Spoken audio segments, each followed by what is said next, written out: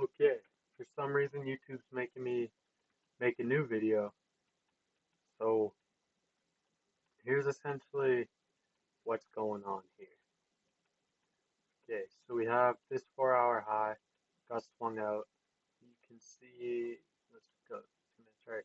You can literally see that this is the current auction market theory, is that this zone, no one wants to buy this anymore. Like price got exhausted, it like literally no one wants to buy this shit. So we're clearly not going up anymore. Like that's the height of it. Um, and then you compare that with SMT or ES didn't even get close. Not to mention you have Giga SMT and then Giga SMT2 right here. So this one's a cycle SMT and then this one's also a cycle SMT. So we literally have these stacked. And then when you go to the 4 hour, huge 4 hour breaker block. So we'll be sure to mark that out just in case. So yeah, so that'll be the first thing we want to mark out. We'll leave that as uh, order block. Bang! Okay, so now we know 4 hour order block. So that order block's gonna kind of protect these highs at least until this 4 hour gap here. But we tapped into this. This is our reaction back up, and then I'd be looking for a return to this wick here ultimately. So we'll leave that open as our draw for now. I'll mark out that 50% with the horizontal, and then bang. Okay, so with that in mind, we go back down to the 1 hour, and then we know we have this SMT, but within that SMT, or sorry, with it's a wick within an SMT, right? So you want to be mindful of these rejection blocks when they do have an SMT, especially a cycle SMT. They're way more likely to reverse. So that price level is going to be 24857. Mind you, there's a stronger draw because bang, see that shit swept, made an SMT. Fucking like if this shit didn't sweep, it's not as good. But yeah, like it swept. I wonder if there's an SMT there today. No, no SMT. Yeah, yeah, bang, bang. This is a good one. Okay, 15-minute chart. Okay, let's look. Okay, this rejection block at the top got used. It's done. Not even gonna care about it. Um, what else can we find here? A BPR, balanced price range. Okay, perfect. All right. Okay, balanced price range. Oh yeah, forgot about this. Go to the daily fib.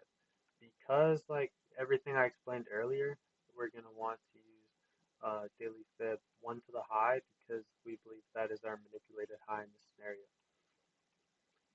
Okay, and then to the 4 hour because I forgot about this. What the fuck? My fib go.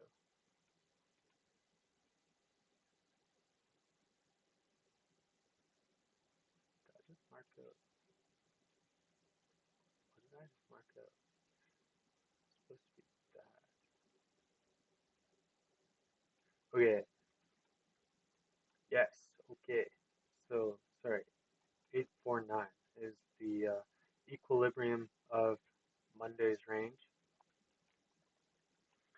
Okay, so next step here is going to be this 4 hour block. Oh yeah, we're on the 4 hour.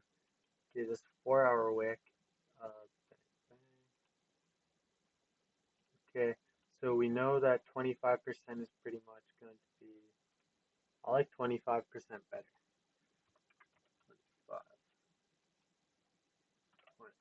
Okay, 0.25 is like, I guess, roughly close to that balance range. Whatever. Actually, it's kind of important. No, whatever. Um,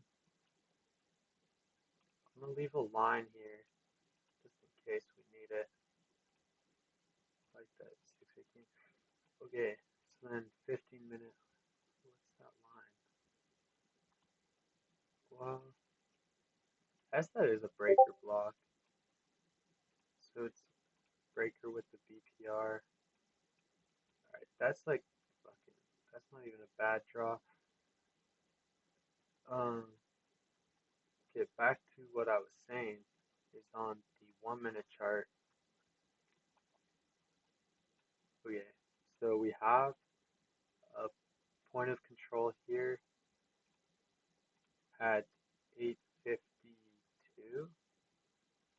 Yeah, bang right there. You can see point of control, displacement, sweep back up, return to displacement. The reason I like these for a second entry off of them is because, um, well, I actually don't fucking know why it works, but it does sometimes. So I'm not against it. The only thing that we have to be cautious of now is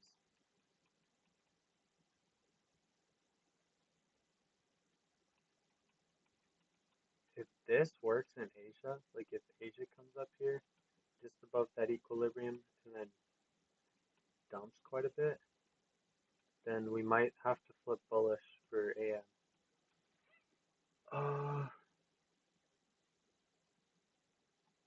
Okay, and then what was the last thing?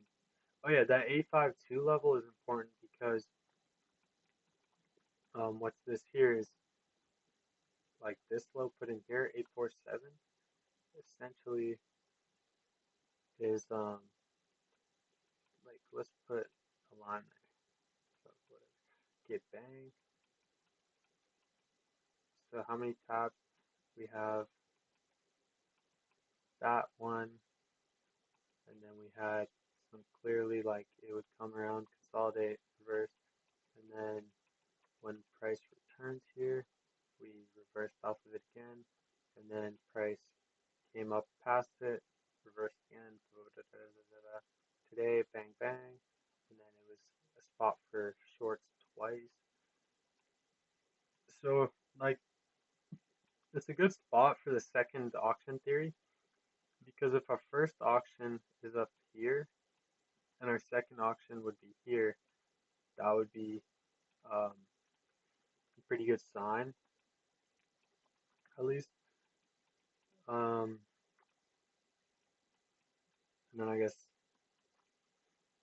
the next auction could be potentially at this level here, 790. It's not a terrible spot, but it would have been nicer if it actually came down and tapped into that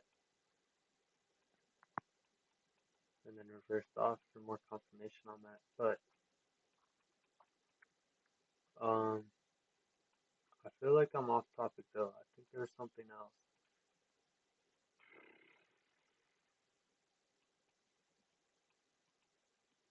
Oh yeah, Asia is like getting way too close to this price limit because essentially what I need is I need because on Tuesdays, it's fairly likely that tomorrow's going to be choppy, mind you, but the return to midnight is kind of probable. So if we truly do want to be like at least fairly bearish overnight, then we need midnight to open kind of in the middle of this range somewhere, so that go up, down, maybe London returns to midnight and goes back up. But it doesn't matter because we still had our plan here. So I would have liked to see some more chop. Hopefully it could. But that's like kind of like I should probably post these every night, but it's kind of what I go over before choosing to set a limit and just realizing that these limits are actually pretty hard to find because of all the probabilities. Like it could be the 50% of the rejection, or it could be this gap, which was also above the 618 on the 4 hour.